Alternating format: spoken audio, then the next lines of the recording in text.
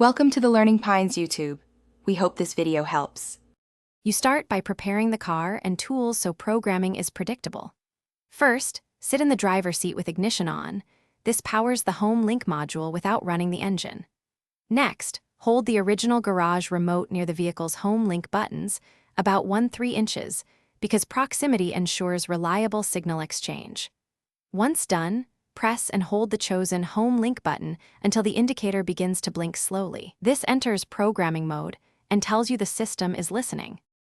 Now you perform the teach sequence so the car learns the remote code. Hold the original remote 1-3 inches from the home link button and press both the remote and the home link button together. You'll see the indicator change. This confirms reception.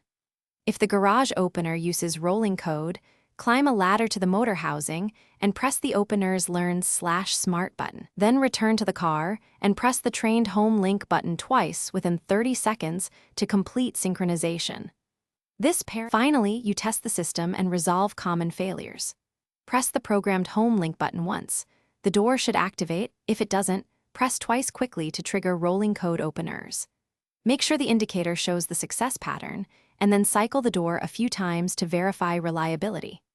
If problems persist, reset the home link and reprogram, check the original remote battery, and ensure the opener's Learn window was pressed within the allowed timeframe. That single troubleshooting tip usually fixes sync issues.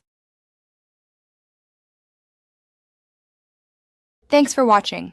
Consider subscribing if we helped you.